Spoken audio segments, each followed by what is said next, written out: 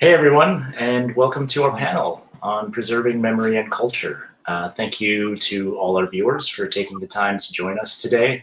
My name is Andrew Chung. I'm a writer, director, and producer, and I'm also a proud alumnus of the Real World Film Festival. Before we introduce our esteemed panelists, we would first like to acknowledge that the land on which we live, gather, work, and learn is the traditional territory of the Wendat, the Anishinaabe, Haudenosaunee, the Chippewa, and the Mississaugas of the Credit First Nation, and is now home to many diverse First Nations, Inuit, and Métis peoples. The Real World offices are located in Toronto, which is covered by Treaty 13 with the Mississaugas of the Credit. So today we have with us a few members from the filmmaking team behind A Brief Record of My Father's Time at Sea. First is Jeanette Kong, the director, producer, and writer. Linda Dunlop, the producer and writer of the film, and Gav Patel, the motion graphics designer for the film. If you don't mind, can you each of you just briefly introduce yourselves a little bit more to the audience before we start? Jeanette, you want to start? Sure. Hi, everyone. I'm Jeanette Kong. I'm a producer, writer, and director of this year's feature. I'm very thrilled and proud and excited to be at Real World this year. I'm also an alumna of Real World. Back in 2015, I did a film called Finding Samuel Lowe, and it was the opening night film. It was very exciting. So I'm back 7 years later. Is it 7? 6 years later, I should say. Time flies with this new film. And it's about this journal that my dad kept in 1949 when he went from China to Jamaica. And so we're just thrilled to be having it premiere at Real World. So I'll pass it on to my fellow. Linda, do you want to go next? Sure. Well, hi, everyone. I'm thrilled to be here, too. It's been a real journey. With Jeanette and I have known each other now for many years, and we first started collaborating together back in the old days at TV Ontario when I was a series producer there, and Jeanette and I collaborated on a program for many years. So I'm just thrilled to have been able to collaborate once again with Jeanette. We have a wonderful working relationship, and this has been such an amazing journey. So I guess it's over to you then, Gav. Yeah, hi, I'm Gav, and very excited to be part of this. I have been a motion graphics designer for the last 15 years, and several years ago, I can't remember how many, I met Jeanette, and I did the motion graphics for her previous film, Finding Samuel Lowe, and through many interesting events, we found each other again, and I came on board to help with the motion graphics for this movie. I'm going to interrupt and say, didn't you bump into each other on the street? And pretty much, yeah. We were on birthday. Yeah, we were at like Blower and Pape, and I was actually talking to my girlfriend maybe a day or two earlier about like maybe reaching out to Jeanette to see if she had any work, because I was not very busy at that time. And then yeah, like a few days later, I bumped into Jeanette at like Bloor Street, and yeah, it was pretty like crazy. I think my jaw. I had just been talking about him with the person who did the music for the film, for our film, that I needed to get in contact with him. And we were going to dinner together, and who's walking down the street but Gav? Like, only in Toronto, right? That would happen. Yeah. So, you know, my jaw was on the floor, and I said to him, like, if I look shocked, it's because I was just talking about you, and I wanted to get in touch with you, and here you are. And he said, the same thing. I was thinking about getting in touch with you. So here we are. Anyway. Yeah, it was meant to be. Very, very serendipitous. it seems. Cool, but it's great to meet all of you. I know Jeanette already. I think we actually met when you screened Finding Samuel Lowe. Yes. Yeah, because I think we might have been at the festival at the same time. And Yes. I watched your film at the time. Yeah, remember. and I was just like another Hakka filmmaker, you know. So we don't meet each other very often, right? But yeah.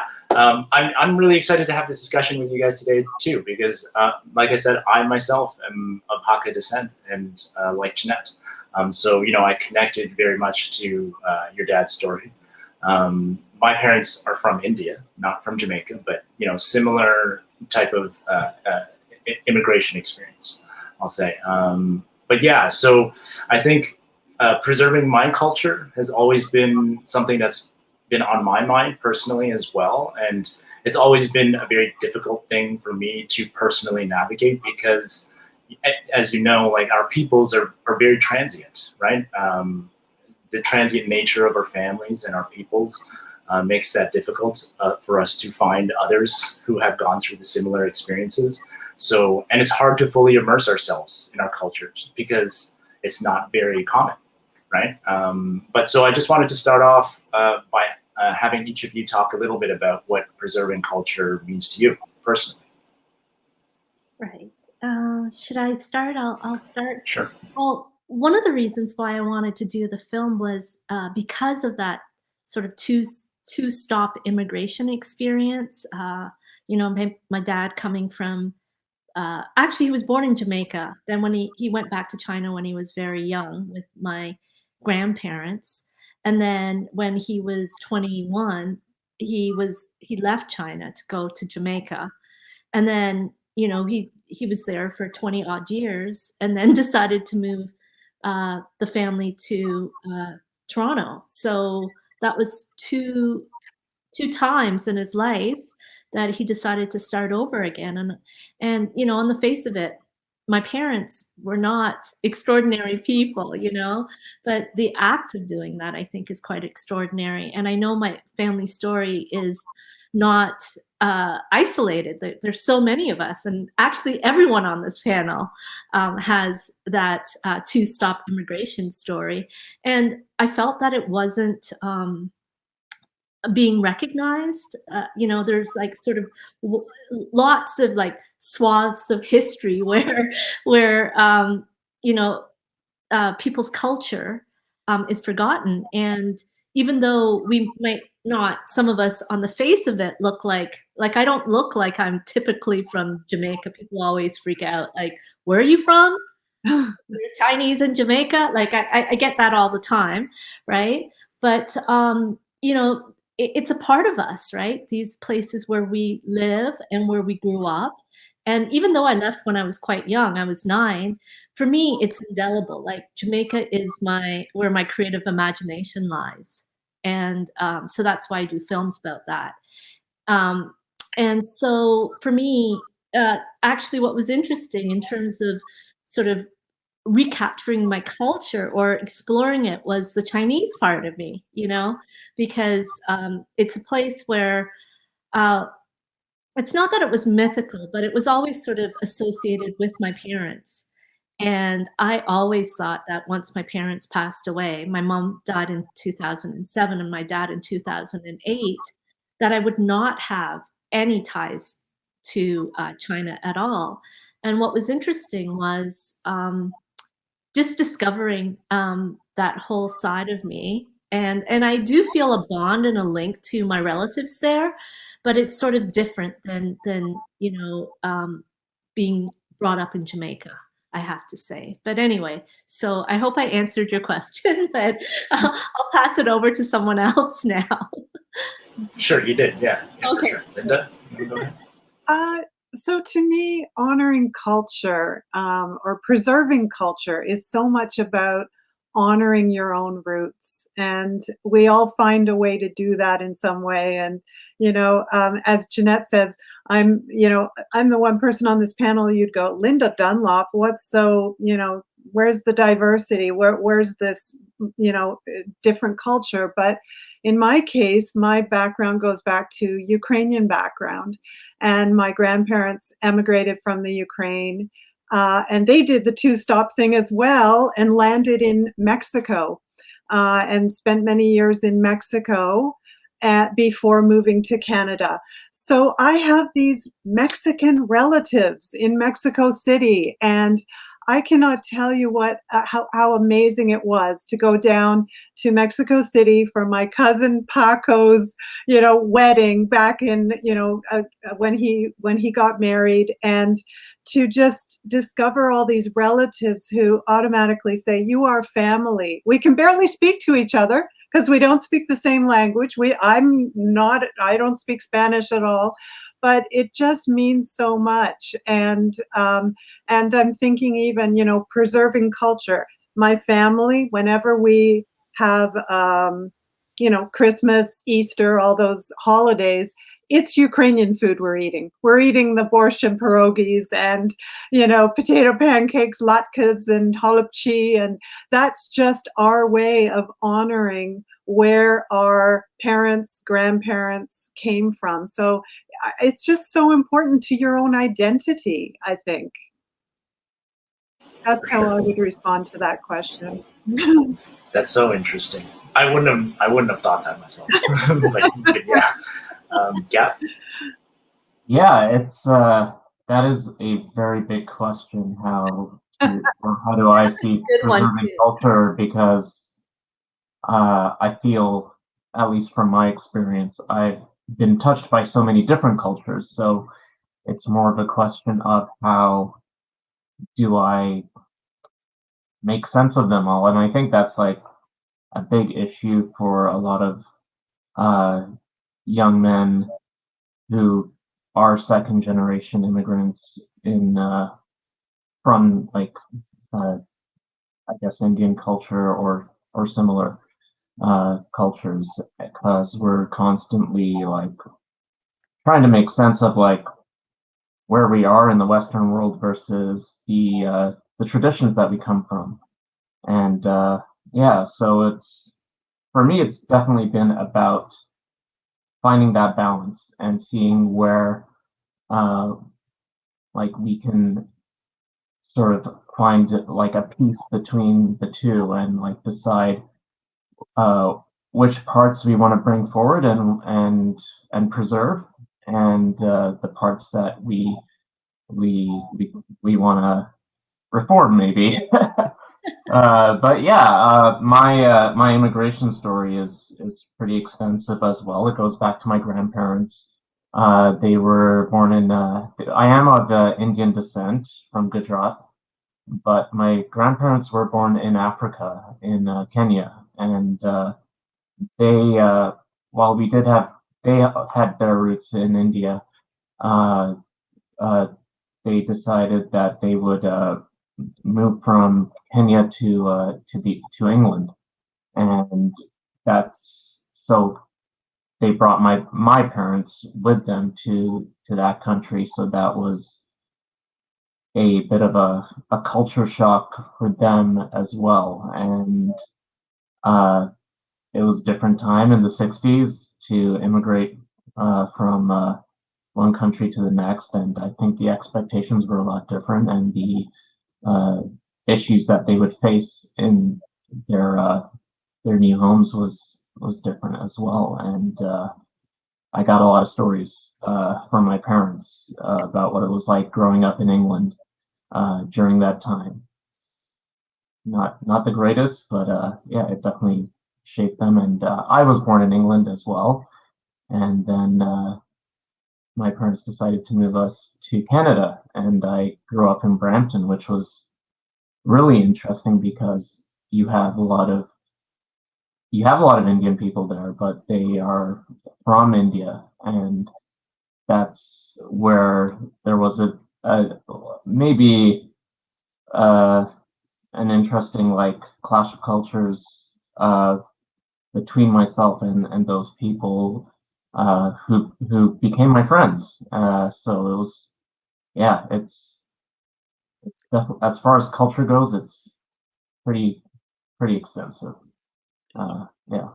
I hope that answers your question. I was a bit Yeah. all over the place. Yeah, I mean, it's helping me segue to the next question. But yeah, I mean, I actually relate quite a bit. Like you were saying that like there was a lot of Indian people from India where you grew up in Mhm. Brampton. Like I had a similar experience. Like I grew up in Markham and Scarborough, and there's a lot Right. of Chinese people there, and they're from like Hong Kong. Like, but I couldn't relate to that experience because I was born here. My parents were from India, so there was like a weird cultural clash between us too, where it's like, Mhm. you know, we look alike, but I could not fully relate to them in the same way they could relate with each other. Like a lot of them spoke Cantonese, one another, and I'm like, I don't know what you're saying, you know. So I always still felt a little bit excluded, even though everybody looked like me. So that was an interesting thing to check. I was gonna say that, like in Toronto, you can't assume, right? Like, or Yeah. because of what someone looks like, you can't assume that you know their cultural background, right? But it's interesting that you guys had that experience. I mean, for sure, I was aware that, you know, when we moved to Canada from Jamaica, in Jamaica we had it was 99% the Chinese there were Hakka people. So I grew up hearing Hakka all the time, you know, because of aunts and uncles. And then when we moved to Canada, all of a sudden there's another Chinese language that I hadn't heard before, right? So it was like Cantonese or Toisan. And people would assume that I could speak it, but of course I can't. And then we stopped sort of hearing Hakka all the time. So, you know, my Hakka language skills went right down. And it was really interesting. But then I had all of these, you know, I grew up in Scarborough too, in Agincourt. And so I had all of these like different friends, you know, very diverse groups. Like, you know, there are tons of Jamaicans and you know, Canadian, you know, I don't know, like people born here, and but a lot of Asian friends, like Chinese friends who were different Chinese, like Hokkien Chinese and you know, Cantonese and Toisan. So, you know, we were all Chinese, but different culture, like culturally very different, you know? And they were from all different places, like Philippines, Malaysia, Hong Kong, right? So it's just really interesting. Yeah, I mean, my wife is actually Toisan. So yeah, so like there's just you know, Chinese. We come from so many different backgrounds, and I think, like you said, Toronto it's such a diasporic culture that you can never assume where somebody is from. We've all had such different experiences. But yeah, that leads me to my next question, which is I think Gav, you mentioned like how, you know, it's difficult grappling with all the cultures that we're kind of growing up with when we have these very transient families. So my question is, for those of us who, you know, have families with nomadic pasts, like how do you think it's affected our identities and our familial relationships in both a positive and a negative sense? This is for all of you, though. Jeanette, if you want to start. Oh gosh. Actually, is there anyone else want to go first? Sure. Yeah. If you got an answer. Gotta think about that. It was definitely like, I guess when it comes to like how you're trying to make sense of it all, I guess for me it came down to, because I ended up having a lot of Indian friends in Brampton, we could kind of draw on a similar cultural experience, and even though my family was very transient, we still had a lot of Indian culture in the family that we could all relate to, and that was a great like starting point for a lot of friendships. And it's like you start telling the same kind of jokes, and you can understand like how your strict Indian parents are and things like that. And I think that was really, really cool. And then we could like, and obviously food, like food is the biggest thing, I think, when it comes to culture. Like, we could all bond over that.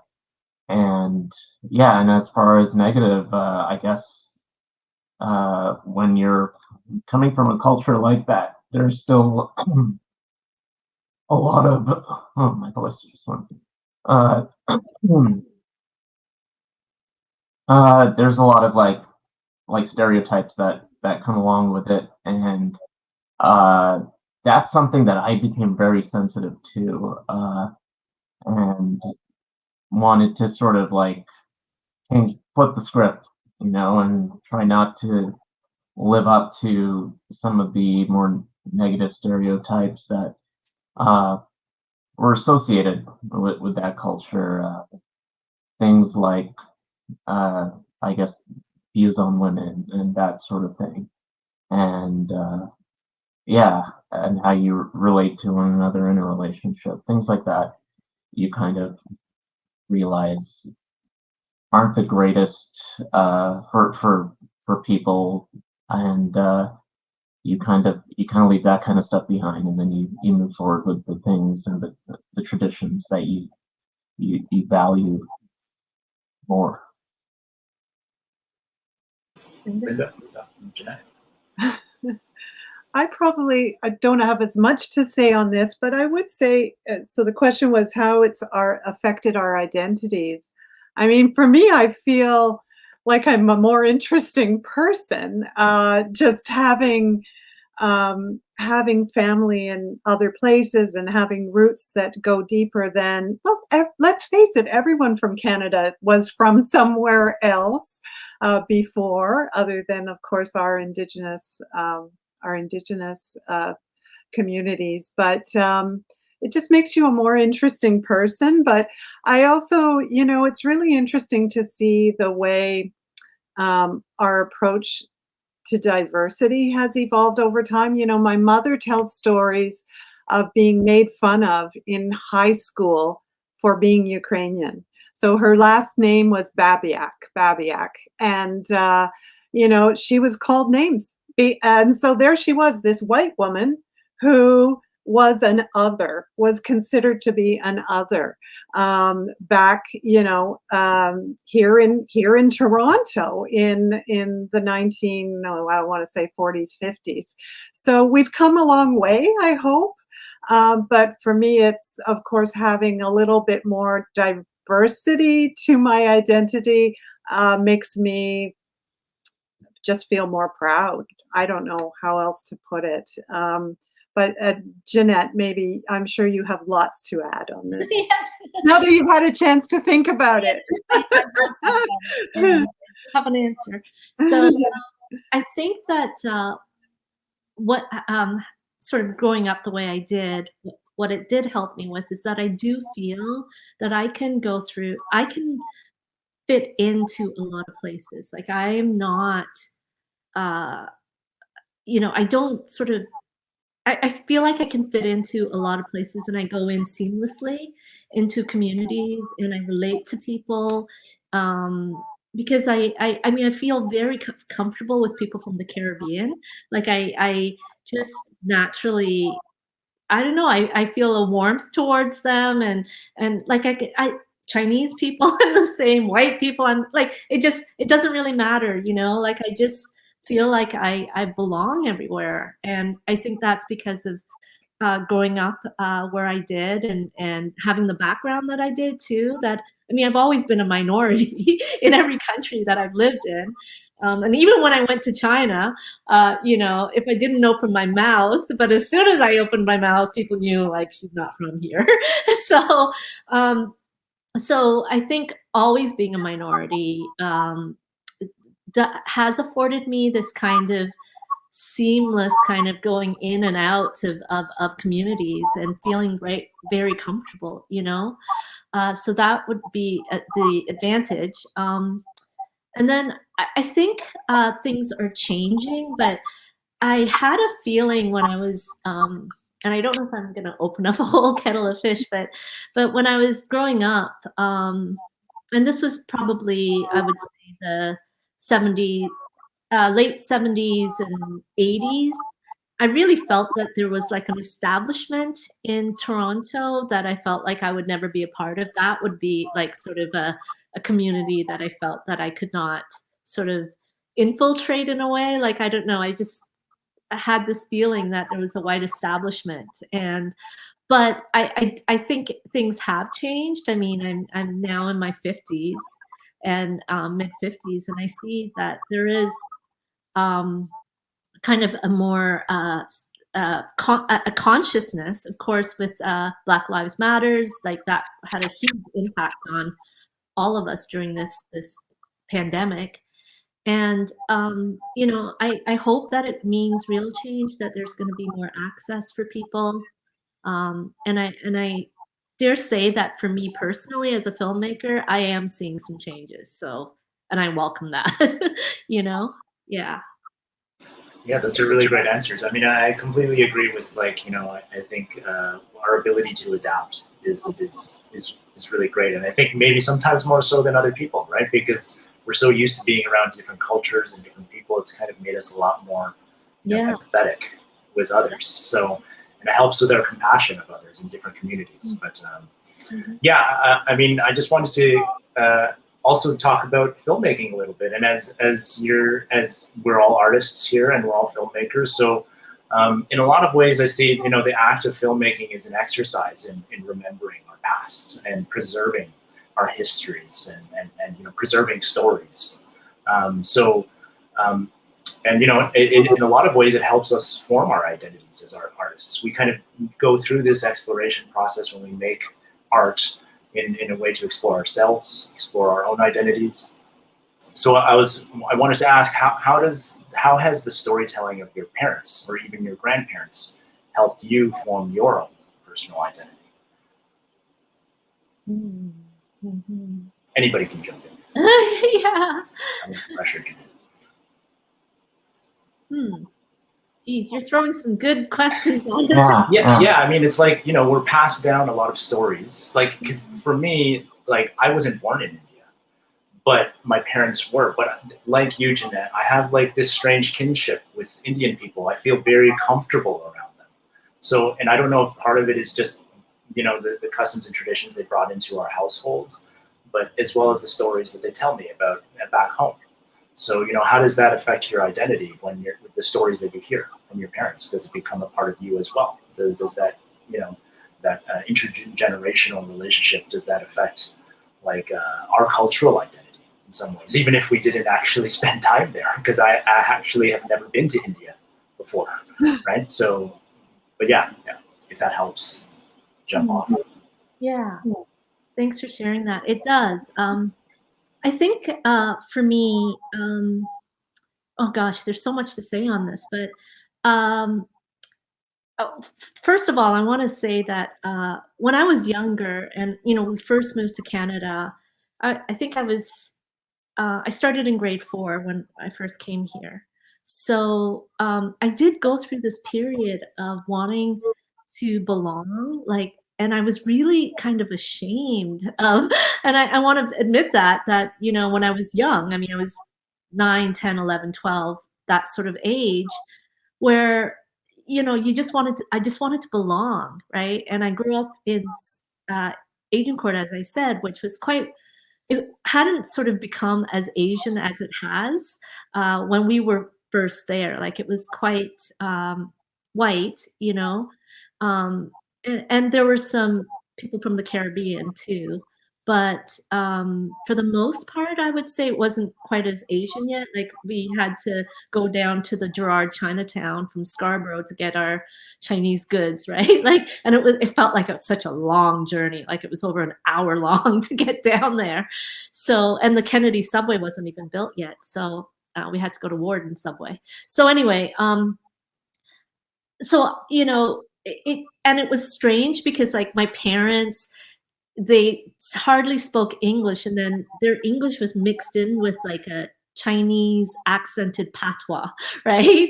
That only, like, I'm convinced that only their children could understand. Like my siblings and I, like, were the only ones who could understand my parents. So there was a lot of sort of shame in that at first, like, but I didn't feel sort of. I've always felt very strongly about my Hakka culture, and I think it's because in Jamaica there aren't any other competing sort of, Chinese communities, right? So it was very homogeneous in that way, that it was all Hakka. So, the foods and the language, like I said. So I've always felt very proud to be Hakka, right? And so I think that really informed my identity. And even though then in Canada, when I had other Chinese friends from different, whether they were Toisan, or like my best friend is Toisan, and but there was, like what Gav said, there is a bond there.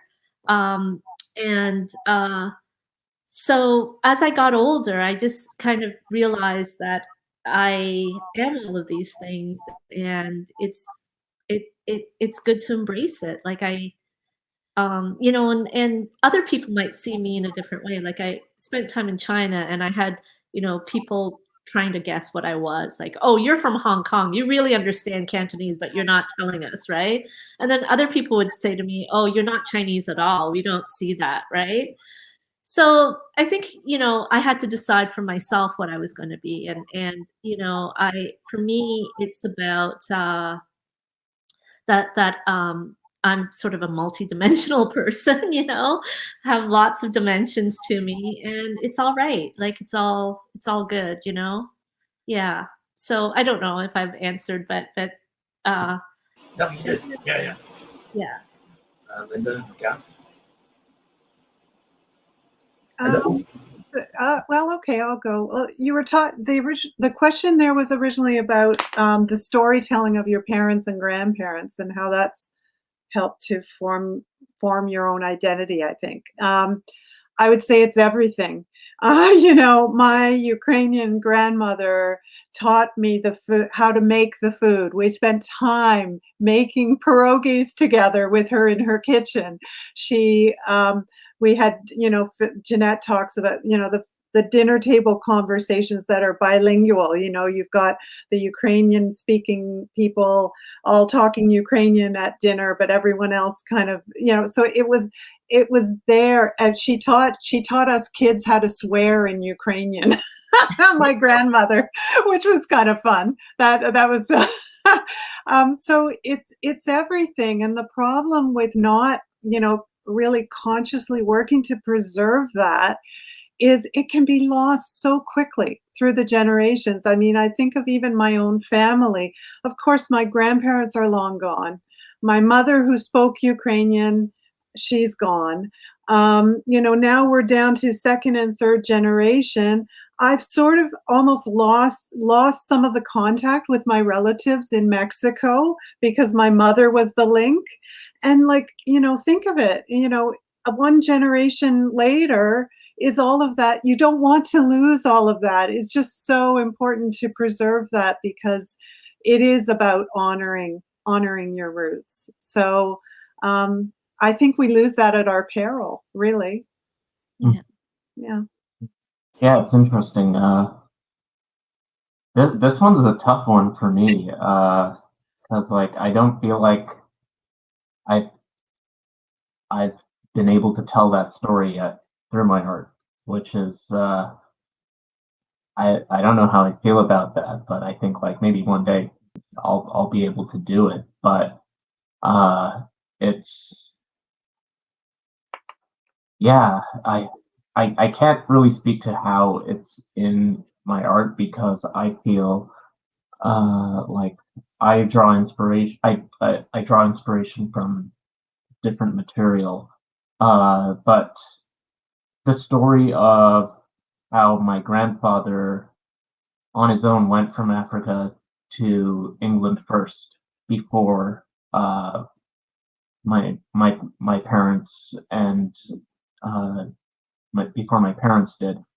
That is pretty powerful because in the 60s in England there weren't that many Indian people there, and it's not it I guess Indian culture had not yet embedded itself into the I guess the culture of the UK at that point as it is now. Right now it's like a huge thing.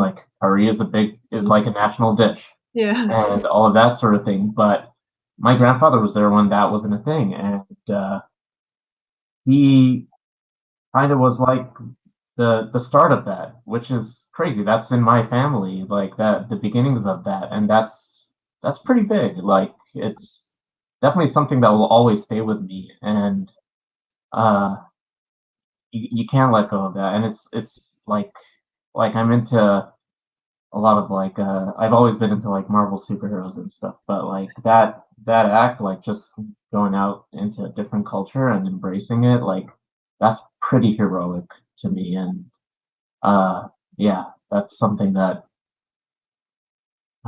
yeah, like it's going to be part of me, and it's something that I have to honor somehow.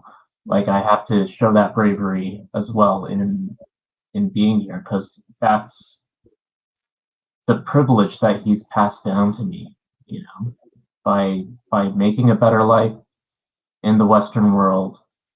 That's my inheritance, and I have to use that opportunity to the best of my ability to push myself and to keep trying to make myself better and to improve yeah, the like one day my own kids lives. Yeah, that's how I would answer that. I was gonna Oh, sorry. Go ahead, Jeanette. Go ahead. I was gonna just say that you know, it's pretty amazing the resilience of our parents, right? Like just to start over twice, and you know, I remember being a little bit of a entitled, you know, I'm the youngest in the family, and so just sort of feeling like, you know, my parents used to shop at Kmart and Woolco, places like that, right? And you know, they had really modest jobs, but they were, you know, they just were able to bring us up, right? Like, and for us to make our lives what we wanted, right? And so it's quite amazing when you think about sort of what they went through. I mean, it's only in hindsight now when I think about, like I said, I didn't think that my dad was at all sort of courageous, you know. But when I found this journal, and you know, he's just he wasn't. You know, my dad was sort of a very quiet Chinese man, you know, kind of only said what he needed to say to people. He never shared his feelings or anything. And then having discovered this journal, where, you know, it was like really rich, and, you know, getting that glimpse of his uh, interior life, right? Like it was quite amazing. Like it was, and it was like, who is this person? But, you know, and then having that chance to reconnect to family in China. And before, they used to just be these people in photographs, right? That my mom always wanted us to know our family. There weren't very. My dad was the only sibling that went to Jamaica and then Canada, so didn't grow up with like extended family, like, you know, my other than my Aunt Dottie. But yeah, so they were always like, they kept these photos because they wanted us to know who these people were. And then now it's quite amazing after they died that I have you know, personal relationships with these people in China. So I would say definitely it does change my identity. Like I feel like I'm a much richer person for having um, those relationships. Yeah. Yeah, and I was just going to add that we have Jeanette to thank in a way, because we had some amazing discussions as we were pulling the film together, in sort of realizing that we all had these connections, and it got us all thinking and speaking about, oh, you know, those relatives you've lost touch with, that you feel, oh, I really mustn't lose touch with these people. I must honor that these people, and remember that they are a part of me. And so, you know, it became, yes, it's Jeanette's personal story, but it really resonated, I think, for all of us who worked on this film. It just so resonated as a universal story as well, for that reason. And so thanks, Jeanette. Oh, Yeah. Thanks for that. Gab has I, yeah, I really agree with that. That's the beautiful thing about this movie and the process of making it. it makes you think. And Yeah. even though this is Jeanette's story, it makes you think about your own. And I think that's probably one of the biggest takeaways from this documentary. I mean, I think that's how I felt too, because after watching the film, I felt. I mean, maybe this is the wrong, but I felt a little bit guilty that I have not done enough work in terms of like retracing my roots. But I mean, but not in a bad way, right? And I think, like Gav was saying, like we're still in the process of figuring that out a little bit. So, and this is like, maybe it's because my parents are here that we take for granted the things that we have in the household with them. But like, I guess with you, Jeanette, now that they were gone, like there's a lot more reflection about my mom can't just give me that soup that she always makes, right? Like, if she's not here, like she never gave me that recipe, like that kind of thing. I think that's where it becomes clear, like, we're losing something. So, and I don't want to lose that while they're here, right? Like, to get those recipes now. Yeah. It's like I need to really think about these things and reflect about these things today while they're here, and don't take that for granted. Right? Just during COVID, that's definitely something that I had the exact same thought, like about, because like my mom has like always just given me the spices that I need to cook. Exactly, right?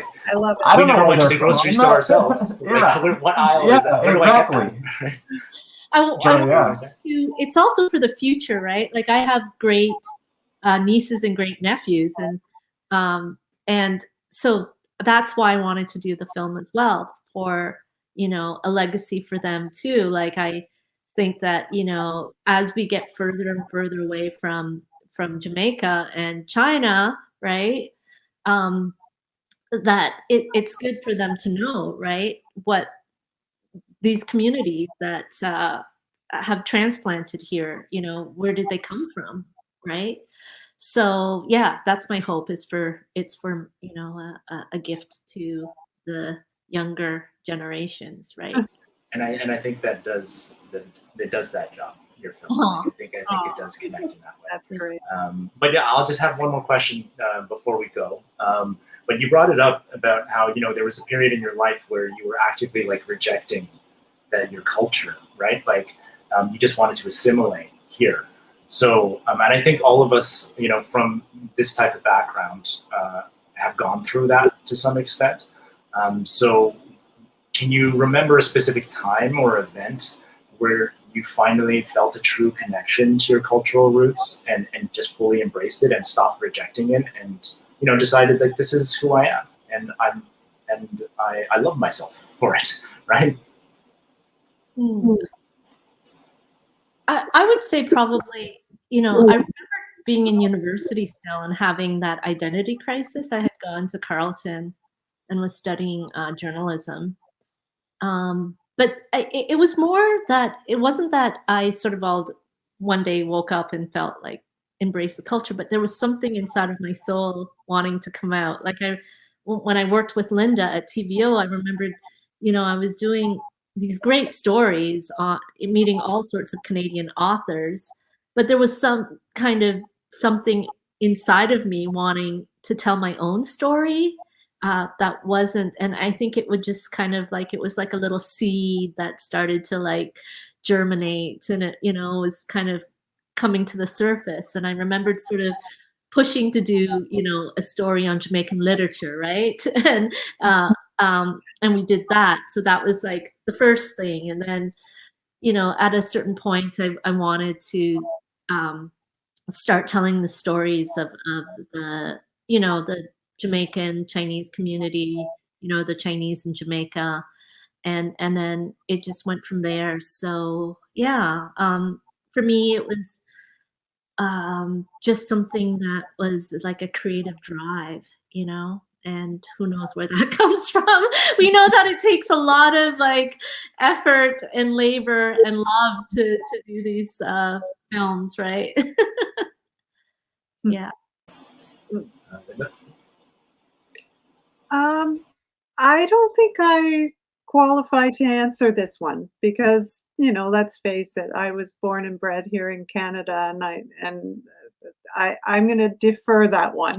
Fair enough. Fair That's enough. that one to get. Okay. Yeah. All right. Thanks, Linda. Yeah, it's yeah, I think we all go through that phase where we are a little bit embarrassed about our culture, and it's something that we maybe try to get away from. And I remember, like, even amongst my cousins and myself, like you'd sometimes like make fun of the quirky things that your family does that are stereotypically Indian, and that's fair, I think. But yeah, I think at a certain point in my late teens, like I had that same feeling that Jeanette had, like